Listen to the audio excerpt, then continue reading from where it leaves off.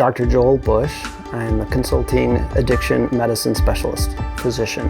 I would consider myself in recovery. Dealing with addiction is like dealing with a never-ending cycle of behavior that you don't understand why you're doing.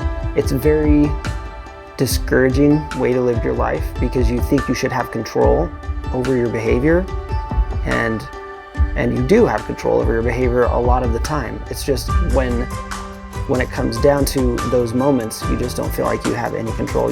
It's almost like watching it play out and happen when you're not the one doing it, almost, in a way. Understanding the parts of the brain that are affected in addiction is really critical. The ventral tegmental area, which is part of the midbrain, the midbrain is in charge of all your automatic functions like breathing and sweating and digestion and bone growing and things like that.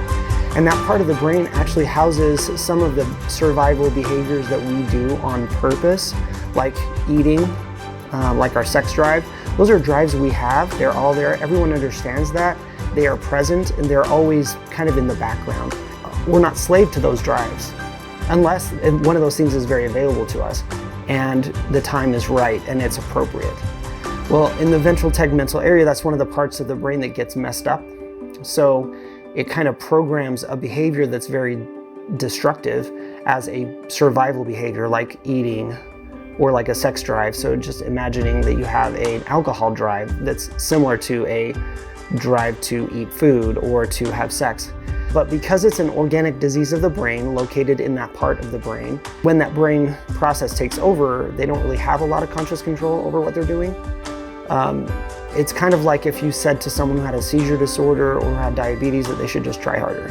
But there's so much more to it than that, right? We wouldn't say that to an Alzheimer's patient. Well, if you tried harder, you probably could remember.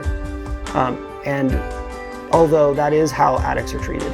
So I think it's really interesting to understand that, and it's also very critical to understand that because the patients that come in and see us, they often feel like they are just bad people. But really they're good people that have a bad problem. The average is something like 7 to 8 times trying to get into recovery. And a lot of patients will say this, I've tried and it doesn't work. Well, I would also say, keep trying.